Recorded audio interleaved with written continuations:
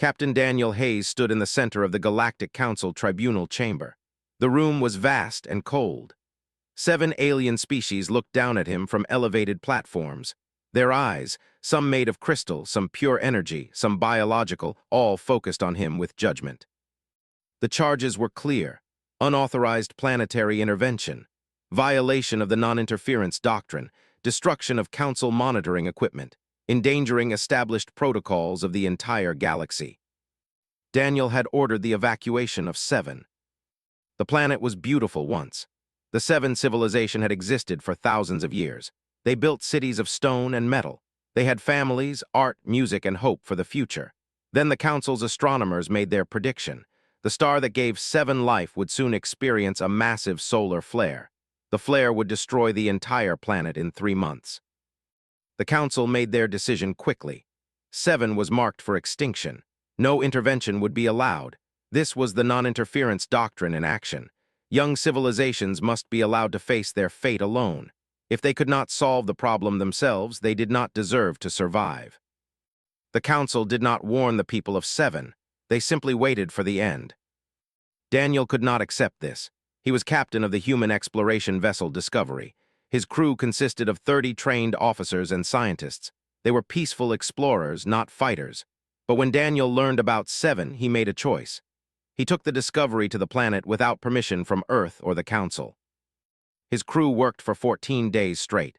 They transported 50,007 citizens to the Discovery and to 3 smaller human ships in the system. They moved entire families, elders, and children. They saved their medicine, their history, their books. Daniel knew the risks.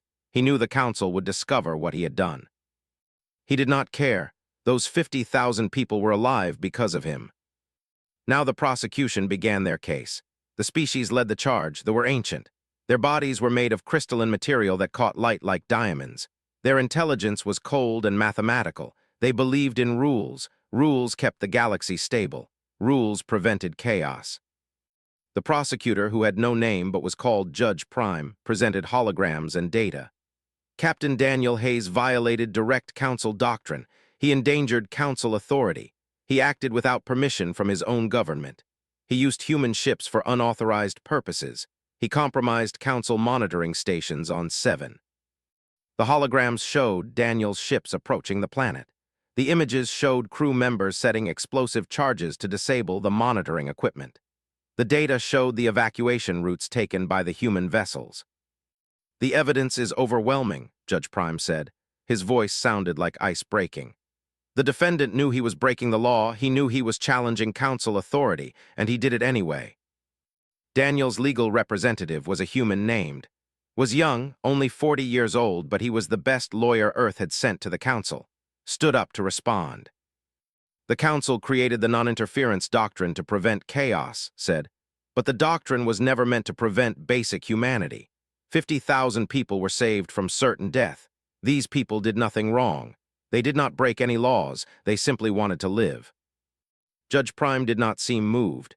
"Intent does not matter, Mr. Captain Hayes broke the law. He must face consequences." The other 6 species spoke in turn. Some agreed with Judge Prime. Others seemed uncertain. The species, who were made of living light, said nothing. Their thoughts were impossible to read. Finally, the Council prepared to vote. Daniel was asked to stand. He stood in the center of the chamber, alone. His crew was being held in detention cells somewhere below the tribunal building. They would face similar trials. The vote began. One by one, the Council members voted to convict. Guilty, guilty, guilty, guilty, guilty. Only the abstained. 6 votes for conviction. The punishment for such violations was execution. Daniel Hayes would be sentenced to death. Judge Prime raised his crystalline hand to deliver the final verdict, but before the words could come, something happened that no one expected. The ground beneath the tribunal chamber began to shake. The lights flickered. A sound came from everywhere and nowhere at once. It was a hum, deep and ancient. Then in the center of the chamber floor, directly beneath Daniel's feet, the ground split open. A shaft of light shot upward. It was not electrical light or fire. It was something else, something old. Something emerged from the ground. It was a device, but not like any technology the Council had ever seen. It was made of a material that seemed to exist partially in multiple dimensions. Symbols covered its surface, symbols from a language that was millions of years old. "What is this?" Judge Prime demanded. "Security, remove this object immediately." But the security officers could not touch it. When they approached, the device hummed louder. The officers pulled back, fear in their movements. Then the device spoke. Its voice was ancient and powerful. It filled the entire chamber with sound. It spoke in every language known to the council. The words were clear and simple. "Executor of order detected. Scanning for verification." The chamber erupted into chaos. Council members shouted at each other. Some moved away from the device. Others pressed forward to study it. Daniel stood frozen as the device's light surrounded him. The hum grew louder. The scanning light covered every part of his body. Daniel felt no pain, but he felt something. He felt examined. He felt known. The device fell silent. For a long moment, nothing happened. Then it spoke again. "Verification in progress. The individual designated Daniel Hayes shows all markers consistent with Executor classification. Scanning council members for verification response." The ancient device continued to glow. Council members began making calls to their governments and their records departments. Scientists were summoned. Historians were brought in. Everyone wanted answers about what had just surfaced beneath their tribunal building. The device called itself the Arbiter Prime. It had been buried under the council chambers for over 10,000 years. Before that, it had been dormant for millions of years. No record existed of how it came to be there or who had placed it. But the historical records of the 7 council species all mentioned one thing: the predecessors. The predecessors were a myth, or so the council had always believed. The predecessors were said to be an ancient civilization that had existed millions of years before any of the current council species rose to power. The legends said the predecessors were so advanced that their technology seemed like magic. The legends also said they had disappeared completely, leaving no trace except for stories and fragments. Now, the Arbiter Prime was proving that at least some of those legends were true. The device began to project information into the tribunal chamber. Images appeared in the air. Data streams flooded the room. The Arbiter was showing the council its own history. It showed the rise of the predecessors. It showed how they had built technologies that could reshape worlds. It showed how they had created systems of governance that spanned entire galaxies. Then it showed their decline. The predecessors had grown powerful, but power had corrupted them. They had made cruel choices. They had decided which civilizations were worthy of survival and which were not. They had played God with entire worlds. In the end, their cruelty had destroyed them. Their own advanced weapons had been turned against them by species they had enslaved. Before they disappeared, the predecessors left behind one final creation: the Arbiter Prime. This device was designed to solve a problem the predecessors had never solved themselves: how to make sure that those who held power would use it wisely.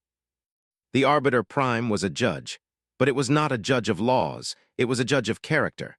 It had been programmed to identify individuals who possessed a rare quality. The predecessors called this quality the Executor of Order. An Executor of Order was someone who could make decisions that affected millions of lives, someone who could choose what was right even when it cost them everything, someone who could judge fairly between competing claims of survival and justice. The Arbiter Prime had not activated in 10,000 years because no individual had met its criteria. It had been sleeping, waiting, dormant. Until Daniel Hayes. The device continued to scan Daniel. Information about his life flowed through the tribunal chamber. The council watched his childhood. They saw his mother, a doctor who treated poor patients even when she could not afford to. They saw his father, a teacher who gave the same attention to struggling students as to brilliant ones. They saw Daniel growing up in a world where survival was never guaranteed, where hardship was common, where people had to care for each other or perish. The Arbiter showed his career in the human space fleet. It showed the decisions he had made as captain. It showed the times he had put his crew's safety first. It showed how he had trained his officers to think, not just to follow orders. It showed 7. The device presented what Daniel had actually done in complete detail. Daniel had calculated the survival chances of the 7 people if they were transported to human space. He had determined they could adapt to new environments. He had understood their technology well enough to know they could eventually contribute to human civilization. He had realized that saving them was not charity. It was investing in a new future for a species that deserved to live. Daniel had also calculated the cost. He knew he would be prosecuted. He knew he might face execution. He had made his decision anyway because the math of human survival was clear. 50,000 lives mattered more than one captain's life. Judge Prime watched all of this with what might have been doubt in his crystalline features. The prosecutor turned to the other council members. "This is irrelevant. We should dismiss this ancient device and continue with the trial." But the species spoke for the first time. They communicated without words, but their meaning was always clear to the council. They had lived longer than They had ancient records that mentioned the predecessors. They said they believed the Arbiter Prime was authentic. They said they believed the predecessors would not have created this device without reason. Another council member thus stepped forward. There were beings with exoskeletons and compound eyes. They had seen the data the Arbiter had presented. "If this device is telling truth," they said, "then Captain Hayes did not commit a crime. He fulfilled his nature. He became what he was meant to become." Judge Prime struck his crystalline hand against his podium. The sound was like thunder. "They speak foolishness. No individual should be allowed to break laws simply because some ancient machine claims he has authority to do so. That is how tyranny begins." But doubt had entered the chamber. The council members exchanged looks. They did not know if the Arbiter Prime was real or fake. They did not know if the predecessors had really created this device. They did not know what it meant that the device had activated for Daniel Hayes. The Arbiter Prime spoke again. Its voice was patient and ancient. "The Council of Seven believes itself the highest authority in this galaxy, but the Council was not the first authority. Others came before. Others may come after. This unit was created to ensure that when individuals arose who possessed wisdom beyond their station, they would be recognized. Daniel Hayes possesses this wisdom. By the laws of the predecessors, he is entitled to the rank and authority of an executor of order." Judge Prime moved to activate the security systems. He would destroy the Arbiter Prime if necessary. He would not allow an ancient device to override council authority. But before he could issue the command, something stopped him. They moved forward and blocked his path. They were not violent beings, but they were firm. They did not want the Arbiter Prime destroyed. The tribunal chamber froze in that moment. Judge Prime and the species faced the other council members remained silent. And in the center of the chamber, Daniel Hayes stood with light still surrounding him, knowing that the nature of power in the galaxy had just shifted forever. The Arbiter Prime waited for the council's decision, and the council faced a choice they had never. The council met in private chambers for 3 hours. Daniel was taken to a secure room and told to wait. He sat alone with guards outside his door. He did not know what was happening, but he understood that his life had entered new and dangerous territory. When the guards came to get him, they did not treat him as a prisoner. They treated him with a kind of careful respect. Daniel was brought back to the tribunal chamber.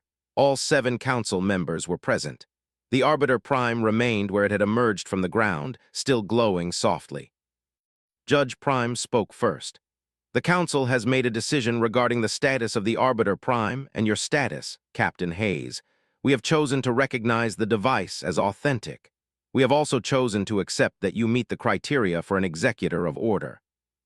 Daniel felt something shift in his chest. He was not being executed. He was being recognized. Judge Prime continued. "However, this authority comes with conditions. An executor of order was meant to be used only in times of impossible choice. The predecessors created this rank to allow individuals of exceptional character to make binding decisions when the normal council system fails. You will be granted temporary authority as an executor of order." They spoke next. "Your authority will last for 1 lunar cycle. During this time, you will make 3 binding decisions. These decisions will affect council policy and governance. Once you have made these 3 decisions, your authority ends. You return to normal status." They added more information through their silent communication that all could understand. "Any decision you make cannot be overturned by the council without unanimous consensus. All 7 members must agree to reverse your ruling. This is how the predecessors designed the system. It prevents any single power from blocking justice." Daniel understood what this meant. For 30 days, he held power that even the council could not easily counter. This was a responsibility that should have terrified him. Instead, he felt something else. He felt the weight of it, but also the purpose. "What about my crew?" Daniel asked. Judge Prime's crystalline features seemed to harden. Your crew faces the same charges. They followed your orders. The question of their guilt or innocence now falls under your authority as executor. You must decide their fate as your first judgment. Daniel was brought to a detention facility. His crew members were held in separate cells. They did not know what had happened in the tribunal. They only knew that Daniel had been taken away. They only knew that their captain faced execution. Daniel was allowed to speak with them one by one. The first was his legal representative. "What happened?" asked immediately. "Is there any chance? Did anything change?" Daniel explained about the Arbiter Prime. He explained about being named an executor of order. He explained that he now had the power to make decisions that even the council could not easily reverse. Understood what this meant, and your first decision will determine whether your crew lives or dies. "Yes," Daniel said. Daniel spoke with each crew member. They told him their stories. He listened to their fears and their hopes. Some expected him to save them out of loyalty. Others told him not to be swayed by friendship. Some broke down. Others remained strong. When Daniel made his first judgment as an executor of order, it was clear and simple. He ruled that all members of his crew had acted under lawful command. They had followed orders given by their captain. They had done so without hesitation or complaint. They had risked their lives because they believed in the rightness of saving the 7 people. Therefore, they were innocent. The order was issued through the Arbiter Prime. The council was bound by the ancient protocols. All crew members of the Discovery were released immediately. They were brought to Daniel, and they embraced him with tears and gratitude. For a brief moment, Daniel allowed himself to feel relief. His people were safe. But he had 41 days left. He had 2 more decisions to make. The second decision came from a dispute that had festered in the council for 200 years. The Enda had competing claims to an entire star system. The system contained valuable minerals and energy sources. Both species had ancient historical records proving they had discovered the system first. Both species had invested enormous resources in developing the system. Neither species was willing to give it up. The council had debated this dispute for 2 centuries. No agreement had been reached. Tensions continued to rise. Both species had military ships near the system. War was possible. Daniel spent 10 days studying the records. He interviewed historians from both species. He studied the scientific data. He learned about the economic importance of the system. He understood what was at stake.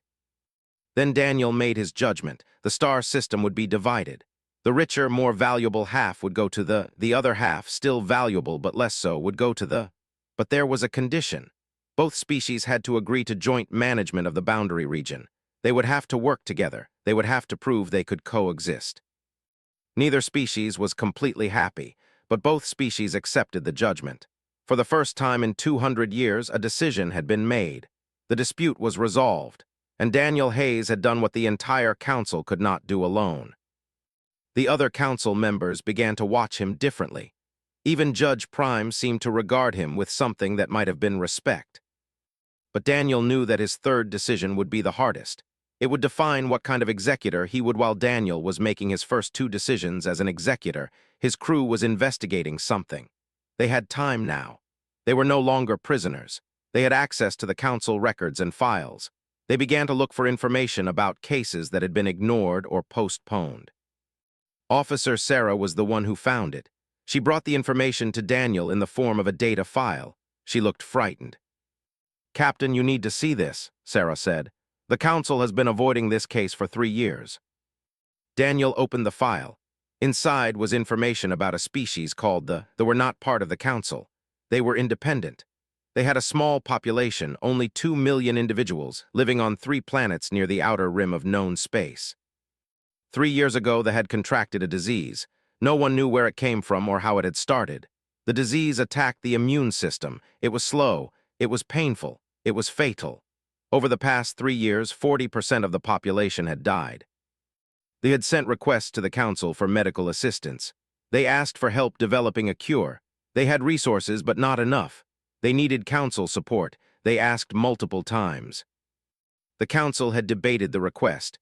The medical cost would be high. The economic benefit would be minimal. They had no valuable resources. They had no political power. Their survival was not important to council interests. So the council said no. They said maybe later, they delayed, they postponed, while they debated more died. Now the population was down to 1.2 million. At the current rate of death, the entire species would be extinct within 7 years. Daniel read all of this carefully. He felt something rising inside him. This was not political debate. This was not a dispute over territory. This was the slow death of an entire people while the council watched and did nothing. He asked to meet with the representatives. They came to the tribunal chamber with fear in their eyes. There were small, delicate beings with fragile bones and sensitive skin. They had adapted to their home planets perfectly, but they looked out of place in the cold, formal council chamber. Their spokesperson was named, was old by standards but young in years. The disease had taken its entire family, had survived by chance, not by strength. "Why are you helping us?" asked. "The council told us we were not worth the cost." Daniel did not answer immediately. He thought about 7. He thought about the 50,000 people he had saved. He thought about what made a person worth saving. "Because you exist," Daniel said finally. "That is the only reason anyone needs." Daniel spent 5 days gathering data. He studied the disease. He learned about biology. He calculated costs and benefits. He determined what would be needed to save the species. The answer was clear: 1.3 billion credits split among the 7 council members. For each council member, the cost would be manageable. Not large, not impossible, but more than they wanted to spend on a species that gave them nothing in return. Daniel made his final judgment as an executor of order. He ruled that the council must pool resources to fund a complete medical research program. The goal would be to develop a cure for the disease within 2 years. All 7 council members would contribute proportionally to their wealth and resources. Judge Prime stood up immediately. "This is outrageous. You have no authority to force council members to spend their resources on species outside our jurisdiction. This is economic tyranny." Daniel met his gaze without flinching. "I am making this ruling under the authority granted to me by the Arbiter Prime. They are sentient beings facing extinction. The Council has the ability to save them. The cost is minimal compared to Council resources. Therefore, they must be saved." They stepped forward. "The judgment is binding. Under the laws of the predecessors, we are required to comply." Judge Prime demanded a full Council vote to overturn the judgment. The vote was called immediately. But when the council members cast their votes, something unexpected happened. They voted to accept Daniel's judgment. They voted to accept it. The 3 smaller council species, the and the Thane, voted to accept it. Only Judge Prime and the voted to overturn it, 2 votes against the judgment. But 6 votes were needed for a unanimous overturn. The judgment stood. Judge Prime's crystalline features cracked slightly with fury, but there was nothing he could do. The laws of the predecessors bound him. The executor of order's judgment was final. Daniel had used his authority to force the powerful to help the helpless. He had chosen what was right over what was easy. Then the Arbiter Prime activated once more. It had been silent since the beginning of Daniel's authority. Now it spoke with that ancient, patient voice. "The executor of order has completed all 3 binding decisions. This unit is now analyzing the quality and justice of these decisions. Analysis complete. Daniel Hayes has demonstrated mastery of the decision-making framework used by the predecessors. His first decision prioritized justice over personal safety. His second decision created peace where conflict had festered. His third decision protected the helpless from the uncaring." The chamber fell silent. Everyone waited to hear what would happen next. "Daniel Hayes," the Arbiter Prime said, "you have proven yourself worthy of the rank of Executor of Order. This device certifies your authority permanently. You are no longer temporary. You are now recognized as an executor of order for all remaining years of your life." Judge Prime and the species looked shocked and enraged. Permanent authority meant that Daniel could make binding decisions at any time. It meant that humans, through one individual, had gained a permanent voice in the highest levels of galactic power. But there was more. The Arbiter Prime continued speaking. "This unit has analyzed the decision-making process of Daniel Hayes. He has matched the patterns of the predecessors themselves. The civilization that produced this individual is no longer young. The civilization that produced this individual has shown the moral clarity necessary to shape the future of this galaxy. Therefore, This unit recognizes humanity as ready for a new role. Humanity will be offered a permanent seat on the Galactic Council, to be filled by delegates chosen through democratic process. The news spread through human space like light through darkness. Captain Daniel Hayes had been tried for breaking the law. He had faced execution. Then an ancient artifact had named him an Executor of Order. He had made 3 binding decisions that changed the course of galactic history.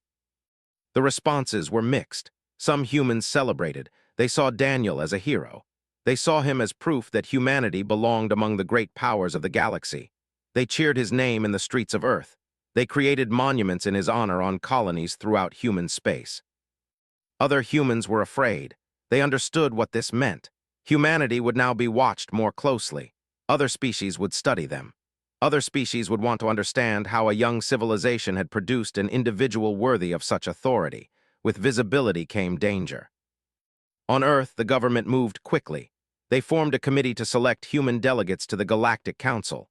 The selection process took 3 months. 7 humans were chosen, representing different regions and backgrounds of human civilization. They would serve as humanity's voice in the highest chambers of power. Daniel did not return to Earth immediately. He remained at the Council as an advisor. The Arbiter Prime had offered him a choice. He could return to human space, or he could stay and serve as a permanent human presence at the Council. Daniel chose to stay. Judge Prime and the species tried to have the Arbiter Prime deactivated. They argued that the device was malfunctioning. They claimed that the predecessors would never have granted such authority to a species as young as humanity. But the and other council members blocked these efforts. The Arbiter Prime was now considered a historical treasure. It was protected by council law. Judge Prime's influence began to decline. The conservative faction of the council, which believed in strict adherence to isolation and non-interference, found themselves increasingly isolated themselves. Younger council members began to question their rigid policies. What if other young species also possessed exceptional individuals? What if the predecessors had designed the Arbiter Prime to recognize qualities that the council itself had overlooked? The species, in particular, began working closely with Daniel. They were curious about humanity. They studied human history, human art, human philosophy. They wanted to understand what made humans different. What was it about the human species that had produced an Executor of Order? Daniel tried to explain. He said it was not something unique to humans. It was something that could exist in any species. Humanity simply had the fortune of having him. Another species, given different circumstances, might produce someone equally remarkable. But they disagreed. They said that humans had something in their nature. Humans were adaptable. Humans were stubborn. Humans believed in helping others even when it cost them everything. These were not common traits in the galaxy. Daniel met with the representatives regularly. The medical research program was working.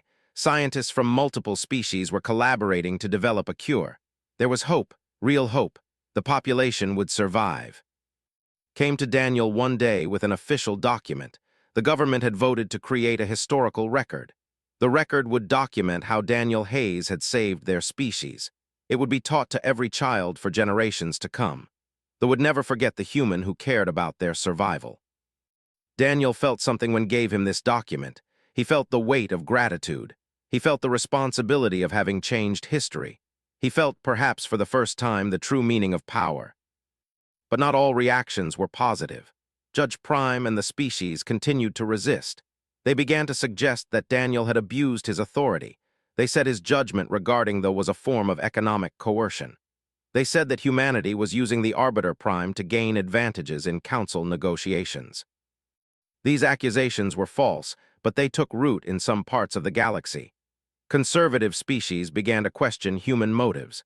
They suggested that allowing humans on the council might destabilize galactic balance. Daniel addressed the council directly. He stood before the 7 species and spoke simply. I saved them because they deserved to live. I freed my crew because they did nothing wrong. I resolved the dispute because I believed both sides deserved fairness. These decisions were not about humanity. They were about what is right. He paused, letting his words settle. The predecessors created the Arbiter Prime because they learned a hard lesson. They learned that civilizations that hold power often abuse it. They learned that it is easy to ignore the suffering of those beneath you. They learned that ruling fairly requires more than intelligence or advanced technology. It requires moral courage. The predecessors created this device to ensure that when moral courage appeared, it would be recognized. Daniel looked directly at Judge Prime. I do not claim to be better than any member of this council. I do not claim that humanity is destined to rule. I only claim that I tried to do what was right. I only claim that they deserved a chance to survive. The Arbiter Prime seems to believe that matters. The chamber was quiet. Even Judge Prime did not respond. Over the following months, the council adjusted to a new reality. Humanity had a permanent seat. The Arbiter Prime was recognized as a legitimate source of authority. Young species began to look at the council differently. Perhaps there was a path to power that did not require billions of years of development. Perhaps moral clarity mattered. Daniel walked through the council chambers one day, months after his trial ended. The 7 human delegates to the council passed him, offering greetings. They had learned quickly. They asked good questions. They challenged unjust policies. They were beginning to find their voice. Daniel received a final message from the remnant systems of the Arbiter Prime. It came in the form of thoughts and data that flowed directly into his mind. The message said that the predecessors had left the Arbiter Prime as a guarantee. It was a guarantee that whenever a civilization was ready to transcend pure self-interest, it would be recognized. The device had waited millions of years for individuals worthy of its authority. Daniel Hayes had proven that humans were ready to join that legacy. The message ended with something almost like gratitude. The Arbiter Prime thanked Daniel for reminding the galaxy what the predecessors had learned so long ago. Power is meaningless without compassion. Authority is empty without justice. As Daniel walked through the halls of the Galactic Council building, other beings stepped aside. They had learned respect. A human had come to their world and changed everything, not through conquest or technology, but through the simple act of choosing what was right. Behind Daniel, his crew worked in council offices. His human colleagues studied galactic law. Humanity began to build its place in the vast structure of galactic civilization. And on distant planets, they continued their work toward survival.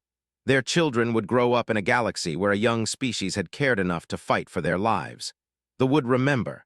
They would always remember the day that humanity entered the circle of great powers.